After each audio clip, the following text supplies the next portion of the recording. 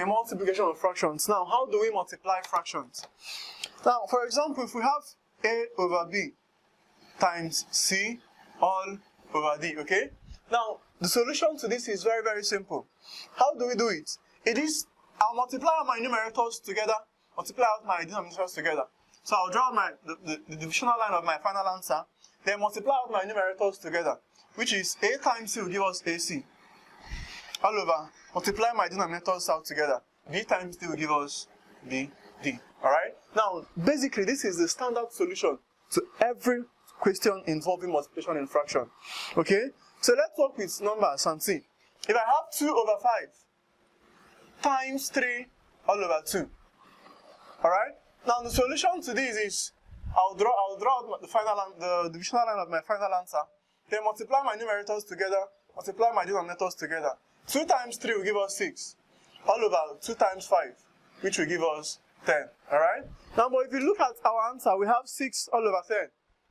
If you look at this, 6 and 10, they possess common factors, alright? Which means that I will need to reduce this to its simplest term. So, I'll take up our common factors, which is 2. Now, 6 divided by 2 give us 3, all over 10 divided by 2. Which will give us 5. Now I have 3, I have 5. There are no more common factors. So our final answer will be 3 all over 5. Alright? Now if you still have, let's say, 3 whole number 1 over 2 times 1 whole number 2 over 5. Okay? Now if we have something like this, now this is a mixed fraction, this is a mixed fraction. And if you remember clearly what we said, every mixed fraction will always come from an improper fraction, alright? So the first thing to do is to convert these mixed fractions back to their improper form. So what will be the conversion of this? Now, how do we do it? We use our denominator to multiply our whole number part. Now, what we have here is positive, right? It is plus 1. So I'll say 2 times 3 plus 1, which is 2 times 3 is 6 plus 1. I have 7 all over 2 times, now the same thing here, 1, my denominator, times my whole number part plus my numerator. Alright? Now I'm doing plus because the sign possessed by my numerator is plus. So I have 5 times 1, 5 plus 2, 7. 7 all over 5. So I can now apply this our standard formula. So I now have numerator after my divisional line. 7 times 7 is 49. All over 2 times 5, 10. Alright? Now 49, 10, there are no common factors. Okay? Now, but if you look at this gave me an improper answer, an improper fraction. And remember what we always say, we cannot leave our answer in an improper form. So what do we do? I'll need to convert this back towards a mixed fraction. Now, 49 divided by 10 will give us 4, 9 all over 10. Our final answer. Okay, now basically that is it on multiplication. So let's look at division of fractions, or basically division by fractions, okay? So let's see the application of division, okay? Now let's see division of fractions. Now basically in mathematics, I love saying that there is nothing like division in mathematics, alright? Now division, the divisional sign, now this is the sign for division, right? Now divisional sign in mathematics has no application, alright? Now what we do is what we do is fraction, is inverse multiplication. And what do I mean by that? If I have A over B divided by C all over D. Okay. Now division has basically, it means to share among, alright? Now how do we do that in mathematics? Now in mathematical operation, this does not have any effect. Okay? Now, the only thing I can do is inverse multiplication. And what do I mean by inverse multiplication? Now, in this my question, this is my divided. This is my divided, and this is the divider. Okay? So if I want to make this very particular question workable, I'll need to introduce a multiplication sign in place of my division sign. And how do I do it?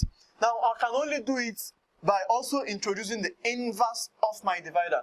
Now, we talked about what the inverse of a number is on our video in Introduction to Mathematics. So you can always make reference to that in case you've forgotten. So what is the inverse of my divider? The inverse of C over D is equal to D all over c, right? So I'll have that. In order for this to be workable, I will have a over b, my divided, now times the inverse of my divider, which is b over c. Okay? So we can now follow our normal multiplication procedure. I'll have my numerator times my numerator to give me a over d, all over denominator times denominator, which will give us b all over c. Okay? So let's see the application of this in real numbers or in real fractions. Alright. So let's say you have 1 over 3 divided by 2 all over 5. Okay? Now remember what we said. If we want this to be workable, what are we supposed to do? Now we need to introduce a multiplication sign there. Alright? And we can only introduce a multiplication sign when we also introduce the inverse of our divider. So I'll have 1 over 3 times, now the inverse of my divider, which is equal to 5 all over 2, which is equal to 5, my fractional line.